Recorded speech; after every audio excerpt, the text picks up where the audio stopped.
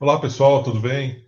Hoje nós estamos aqui com a presença ilustre do Dr. Miguel Jorge, presidente da Associação Médica Mundial. Vamos discutir alguns temas interessantes sobre a epidemia, sobre uns temas que são cotidianos aí nas nossas discussões.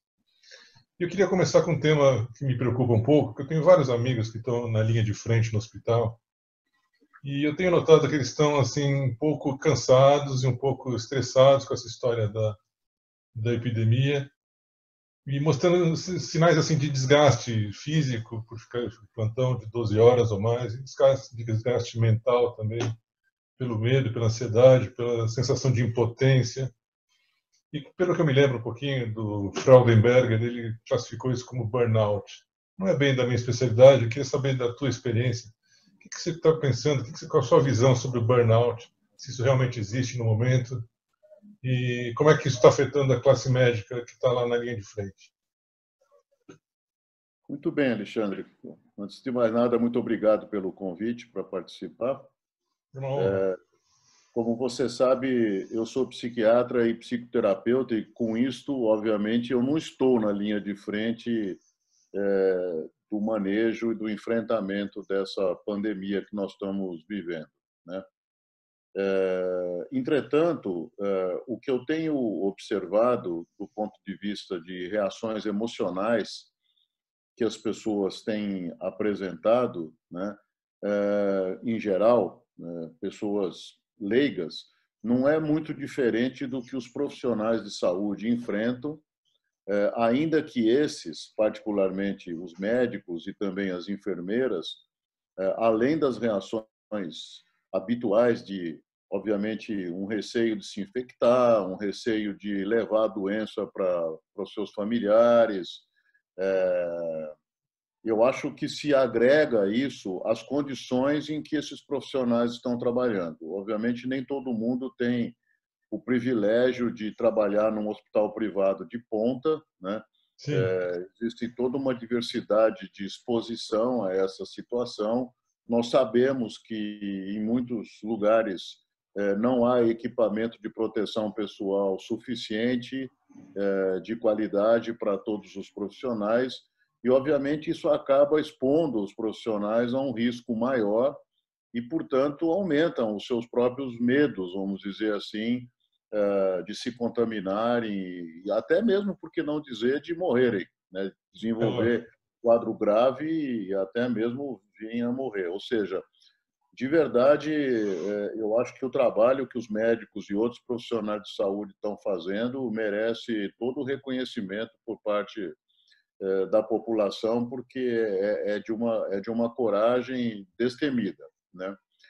Bom, é óbvio que com essa situação toda, o nível de estresse a que eles estão submetidos nos hospitais ou nos lugares onde eles estão atendendo os pacientes suspeitos ou mesmo já infectados pelo coronavírus, é um nível de estresse muito grande, né?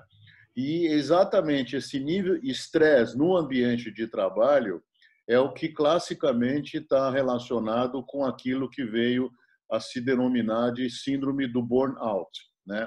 Que seria como uma síndrome de exaustão, vamos dizer assim, no ambiente de trabalho. Não é uma exaustão meramente física, não é um cansaço meramente físico, mas é uma exaustão que engloba tanto sintomas de natureza física quanto de natureza emocional, né? Se soma isso, né, o fato de que, diante de certos indivíduos, certos pacientes, né, o sentimento de impotência também pode se manifestar, né, da incapacidade de poder fazer pelo paciente tudo o que se gostaria de fazer, né? Aí não só por uma questão de não ter os recursos, às vezes os recursos estão disponíveis, mas a infecção é de tal forma generalizada ou o paciente tem uma vulnerabilidade pessoal maior que faz com que o quadro tenha uma gravidade de tal monta que, por mais esforços e recursos que sejam mobilizados, o paciente muitas vezes caminha celeremente para um fim trágico, né? Então, assim, vendo essa situação, não é difícil a gente imaginar a carga que, de alguma maneira, os nossos colegas sofrem nas suas costas nesse trabalho mais de enfrentamento da doença, né, para aqueles que, de alguma maneira, estão mais diretamente envolvidos nos cuidados a esses pacientes. Outra coisa que está preocupando bastante, assim, eu tenho recebido ligações, e-mails e mensagens do WhatsApp o dia inteiro da população, né, dos pacientes, dos amigos, até dos familiares, com relação, basicamente, a duas coisas. O pessoal está mais ou menos confinado há um mês em casa, em quarentena, esperando que a coisa melhore, e a coisa não está melhorando, né? Então, existe já um grau de estresse das pessoas que têm medo de sair na rua, têm medo de contrair o vírus. Por outro lado, a gente tem também o pessoal que precisa trabalhar, né? O pessoal do setor de serviços e comércio. Eles precisam trabalhar porque não está entrando dinheiro. Então, isso gera também um estresse, uma preocupação, uma ansiedade, um medo de que não vai conseguir pagar as contas, não vai conseguir manter o seu padrão de vida. Então, eu acho que esse estresse, além da doença toda, existe essa questão psicológica da quarentena, de não ter medo de sair de casa e o medo de não conseguir pagar as contas. Como é que a gente pode ajudar essas pessoas? Eu acho que tem vários aspectos aí nessa pergunta que você está formulando, tem várias coisas para se considerar. A primeira delas que eu diria é assim, nem todo mundo está sendo igualmente afetado por essa situação. Obviamente que existem pessoas que têm um emprego, né, que com redução ou não de salário continuam empregadas, trabalhando remotamente, ou seja, tem alguma segurança de que no fim do mês o dinheiro vai cair na sua conta do seu salário e ela vai poder continuar, mesmo que com algum nível de restrição, vivendo praticamente com acesso aos bens necessários para o seu dia a dia, sem maiores preocupações. E existem aquelas outras pessoas que são a imensa maioria da população brasileira, até eu diria, né, que de alguma maneira dependem do seu trabalho do dia a dia para sobreviver. Nós já tínhamos um contingente de desempregados antes de começar essa pandemia em torno de 13% da população brasileira. Isso. Uma porcentagem que eu não sei te dizer qual não desprezível, não estava propriamente sem trabalho, mas tinha um trabalho de natureza precária, sem contrato de trabalho, às vezes tendo, como a gente diz, que sair de manhã de casa para poder ganhar a comida que vai comer no jantar à noite, vivendo em condições, obviamente, que são condições que nos preocupam a todos, muita gente em num espaço geográfico muito pequeno, às vezes você tem 6, 8, 10 pessoas em poucos metros quadrados de moradia, todo mundo quase que empilhado, e não apenas nas nossas favelas acontece isso. Então, assim, a forma como essa pandemia e esse medo acaba afetando as pessoas é muito diversificado, dependendo das condições que cada um tem para viver nesse momento. Então, isso já é um problema. Aqueles que estão empregados, além do medo da infecção, né, obviamente também tem o medo de perder o emprego. Nós estamos vendo que tem muitas empresas que já estão demitindo por conta da dificuldade de conseguir manter o pagamento dos seus funcionários. Tem empresas que têm reservas, outras já não tinham antes de começar essa pandemia e muitas estão despedindo os seus funcionários ou parte dos seus funcionários. Ou seja, é uma situação de uma gravidade do ponto de vista socioeconômico, né, e sanitário muito grave que nós estamos vivendo. É realmente algo que certamente acredito eu que nenhum de nós viu nada parecido na vida, e olha que eu já estou com quase 70 anos de idade, não me lembro de nada que se aproximasse sequer disso que nós estamos, de alguma maneira, vivendo. O que a gente tem que pensar é, sim, ok, a situação é grave, mas a gente não pode perder a esperança de que isso vai acabar passando, né? Talvez algo que esteja deixando as pessoas mais angustiadas é que cada vez se empurra mais aquilo que se chama o momento de pico da epidemia, né? Ele já foi previsto para fim de março, não aconteceu, transferiu-se para abril, era esperado para em torno do dia 20 de abril, depois mudaram para o fim de abril, agora já se fala claramente que ele vai acontecer em algum momento em maio, que não se sabe quando será, ou seja, ele vai sendo empurrado cada vez mais para frente e as pessoas vão vendo que esse confinamento, que obviamente não é confortável para a gente, né? Nós estamos, de uma certa maneira, aprisionados, e por isso que eu vejo tanta gente quebrando agora essa história do confinamento, se arriscando em ir para a rua, muitos não apenas para poder ganhar o seu sustento, mas às vezes também buscando sair dessa situação de estar entre quatro paredes. Então, as pessoas vão ficando muito mais aflitas porque não veem um fim nisso. E mesmo aqueles que, de alguma forma, veem que isso terá um fim do ponto de vista do pico, mas, assim, as autoridades sanitárias já estão dizendo que muitos dos cuidados que nós estamos tendo atualmente vão ter que ser estendidos por um tempo bastante longo, mesmo após a epidemia, o pico da epidemia ter passado. Certamente, para idosos e pessoas que têm outras doenças e que, portanto, são considerados como uma população mais vulnerável, esse confinamento vai se estender por mais tempo. E para aqueles que não são população vulnerável, já se fala que nós vamos ter que usar máscaras durante muito tempo, muito possivelmente o nível de atividade social não poderá ser o mesmo de antes da crise. Ou seja, há uma promessa no ar, vamos dizer assim, de uma restrição que vai se estender por meses, pelo menos, se poderia dizer. Então, óbvio que isso acaba desanimando muito as pessoas, criando muita ansiedade nas pessoas. Eu creio que o que a gente pode fazer em relação a isso? Acho que, de alguma maneira, nós temos que pensar que essa é uma situação que nós não escolhemos entrar, mas a qual nós temos que aceitar, ela não tem como ser negada. Acho que negar a gravidade dos fatos é nos expor a riscos desnecessários e realmente muito ameaçadores. Então, é bom tomar cuidado, é bom prolongar esse confinamento, fiquemos em casa e procuremos, de alguma maneira, não ficar tão mergulhado dentro da pandemia.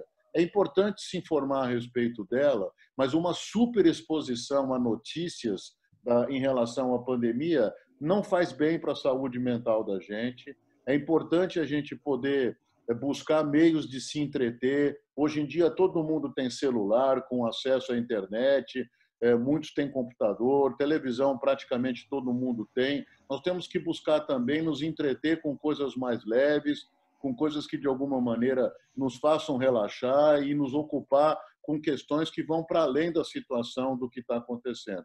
Porque, senão, a gente vai ficar realmente cada vez pior do ponto de vista de um funcionamento mental que a gente considere o recomendável para as pessoas. Outro assunto que a gente tem discutido um pouquinho dos meios políticos no Brasil é a questão da telemedicina. Isso está dando um pouco de confusão em todos os meios, porque existe uma regulamentação do CFM que mudou, o Ministério da Saúde mudou, a Anvisa mudou, o Conselho Federal foi deixado meio de lado. Então, existe uma situação atual da telemedicina que ela é permitida e tal. A gente não tem uma ideia muito boa de como isso funciona no resto do mundo. Não sei se o senhor consegue dizer para a gente como é que funciona a telemedicina em outros países e qual é a tua visão da telemedicina no Brasil, hoje e depois da crise. Eu não acho que a situação no Brasil é muito diferente da situação do que acontece no mundo como um todo, né? Eu acho que, na medida em que essas novas tecnologias foram sendo desenvolvidas, certamente elas iriam se apresentar a nós, médicos, né, de uma forma impositiva. Não tem como a gente passar ao largo disso e fazer de conta que, de alguma forma, isso não existe. Eu acho que o importante é nós tentarmos pensar na questão do uso dessas tecnologias a nosso favor e a favor da população que a gente atende, né? Óbvio que existem grupos econômicos interessados em explorar esse tipo de situação e cabe, obviamente, particularmente aos governos, estabelecer regras para que, de alguma forma, isso não aconteça, né? O Conselho Federal de Medicina tentou, ano passado, publicar uma resolução a esse respeito. Ela foi pouco discutida e, portanto, logo rejeitada. Eles abriram novamente para consultas públicas. Ela estava agora em fase de elaboração. Entretanto, nesses últimos dias, o governo federal,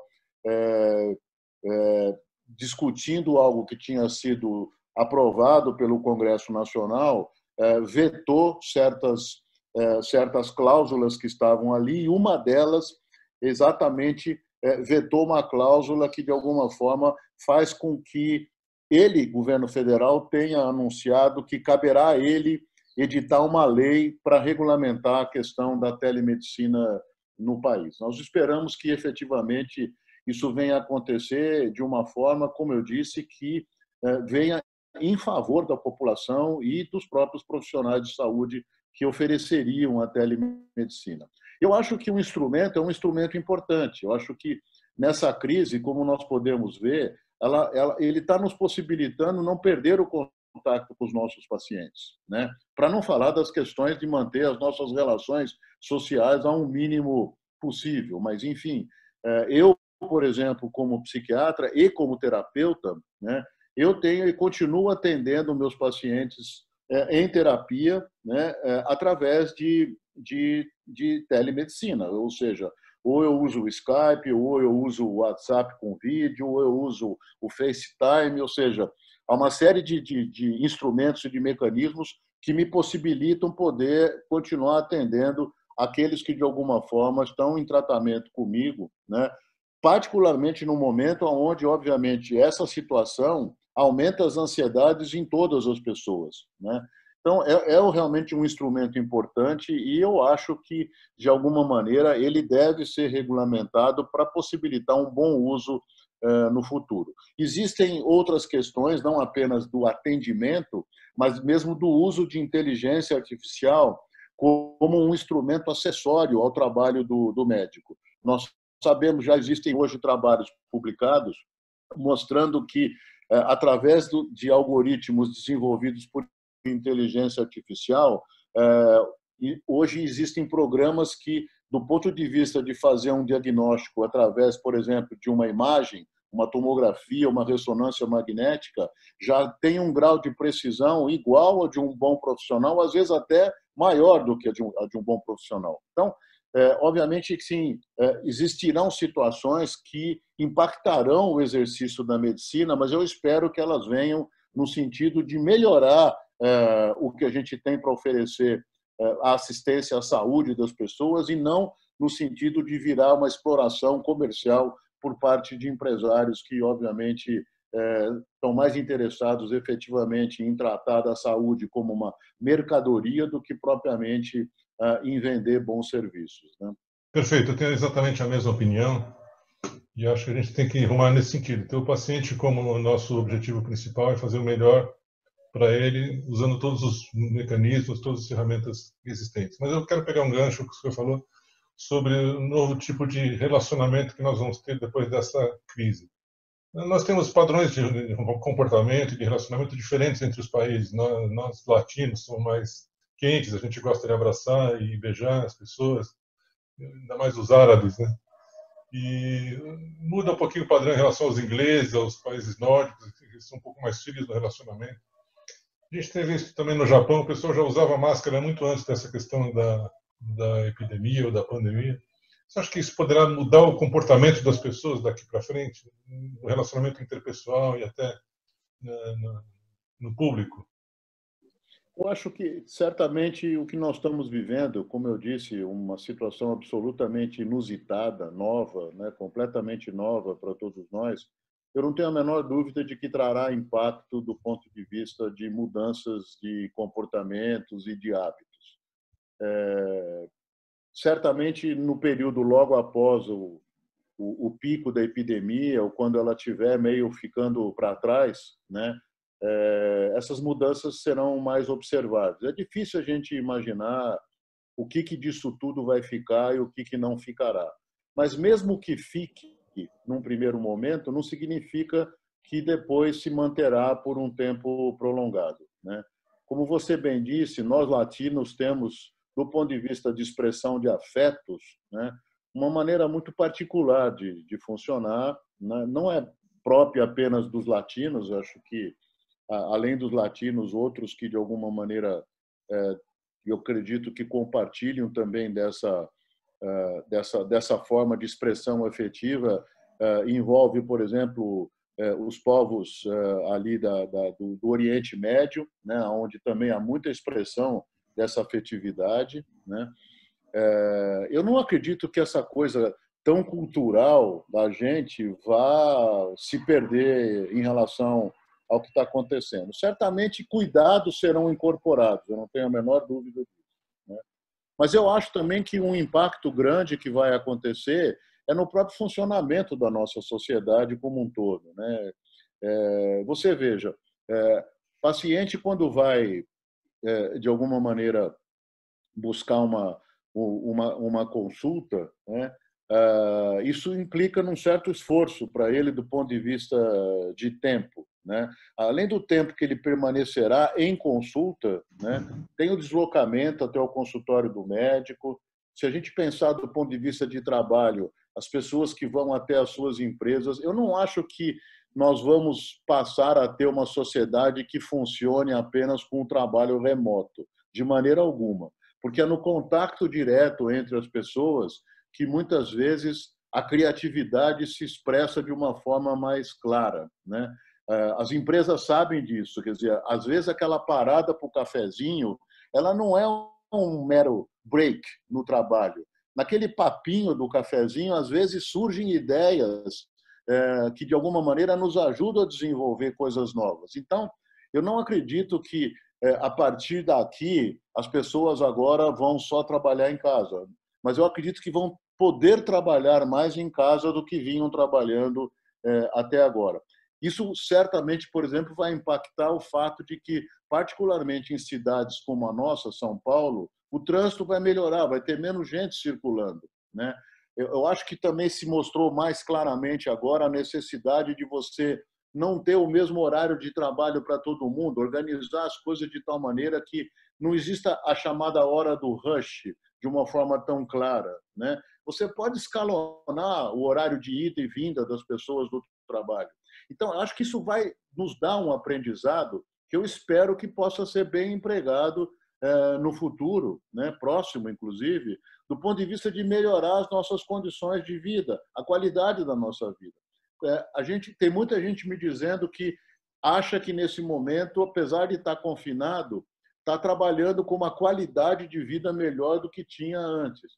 Enfim, óbvio que isso impacta cada profissão de um jeito diferente. Acho que realmente muita coisa vai mudar, mas a gente não tem muito claro ainda o que, como eu disse, disso vai ficar ou disso vai acabar se perdendo ao longo do tempo depois da epidemia ter passado.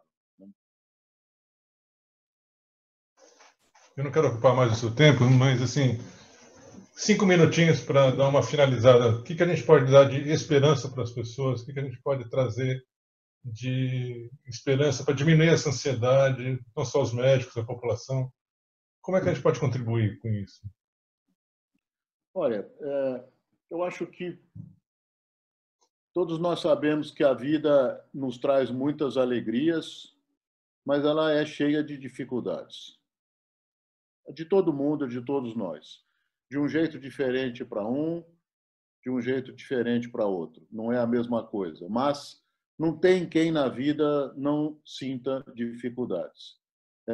Tem mesmo quem diz, dinheiro traz infelicidade, como dizendo assim, olha, os mais ricos também têm problemas. Ou seja, a gente tem facilidades e tem dificuldades na nossa vida ao longo do tempo todo. Eu acho que o que é importante nós tirarmos como uma lição disso tudo e podemos aplicar a nós mesmos daqui para frente, assim, que sentido faz eu estar aqui? Qual é a minha missão nessa vida? O que eu tenho que fazer? Né? Eu acho que todos nós podemos, de alguma maneira, buscar aprender com essa situação toda algo que é fundamental, a ser mais solidários, a vivermos mais preocupados não apenas conosco e com aqueles que são muito próximos de nós, mas com aqueles que, de alguma maneira, vivem em torno de nós, com as nossas comunidades. Acho que a nossa sociedade, particularmente a do Brasil e de muitos países, assim como de muitos países do mundo, é uma sociedade muito desigual. A desigualdade é alguma coisa que nos envergonha.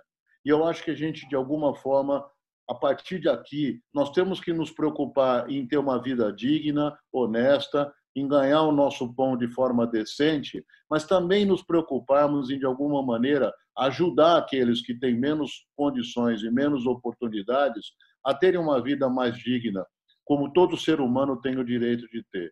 Então, eu acho que é isso que eu, de alguma maneira, colocaria como algo que deveria ser colocado para as pessoas todas no lugar das suas ansiedades e das suas angústias. Vamos fazer disso um desafio positivo. Como é que eu posso mudar a minha vida, mesmo que seja pouco, mas no sentido dela ser uma vida onde eu me sinta mais em paz comigo e com as outras pessoas, mas vivendo de uma forma mais solidária. Acho que essa seria uma mensagem que eu gostaria de passar para aqueles que, de alguma forma, estão nos ouvindo aqui conversar a respeito da atual pandemia. Mestre, muito obrigado pelas suas palavras. Achei muito interessante, foi muito bom essa conversa.